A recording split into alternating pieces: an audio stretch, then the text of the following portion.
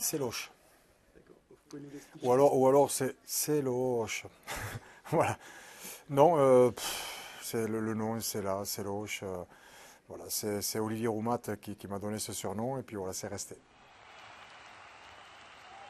J'ai une manie avant les matchs, c'est de toujours mettre la chaussette droite et la chaussette gauche après, la chaussure droite et la chaussure gauche. J'ai toujours fait ça. Quand il y a la Nouvelle-Zélande, je ne peux pas vous raconter certaines préparations spécifiques qui ont été extraordinaires. Il y a des murs dans des vestiaires qui ont tremblé. On est dans le match complètement. Et donc c'est le coup d'envoi.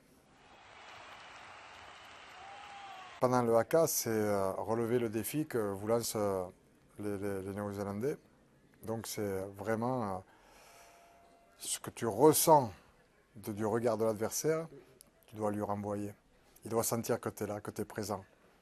Tu es statique, tu es stoïque, tu dois être froid, ça doit bouillir à l'intérieur, il doit le sentir. C'est ce ballon récupéré par Fred Coste le 14 juillet 1979.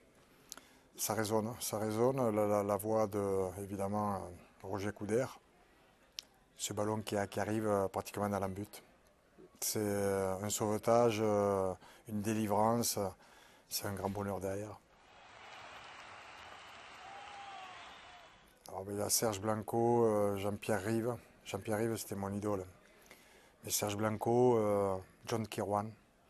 Et je donnerai John Alomou, qui était un surhomme par rapport à tout ce que j'ai pu voir comme joueur durant toute la carrière et encore aujourd'hui. Christchurch 1994, c'est de terminer la rencontre avec un score, je regardais le panneau 22-8, et passer beaucoup de temps sur le terrain au milieu des supporters et jouer avec eux.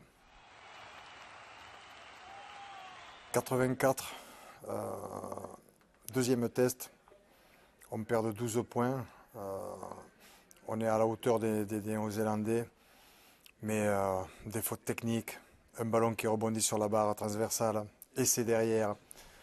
C'est-à-dire que tu sais et tu sens qu'à tout moment tu peux gagner. Le premier match, on avait perdu 10-9, avec 3 drops qui passent à ça des poteaux, donc tu peux gagner.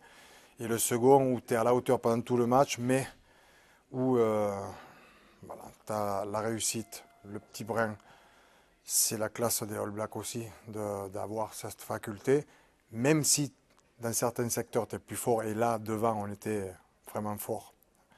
Eh bien, ils arrivent à trouver une solution pour enrayer cette force que tu as. Et voilà. Alors, c'est à Philippe Saint-André, à tout le staff et à tous les joueurs de donner tout ce qu'ils ont, de croire en eux.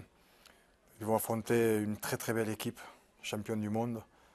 Mais eux aussi, ils ont de bons joueurs et il faut croire en soi.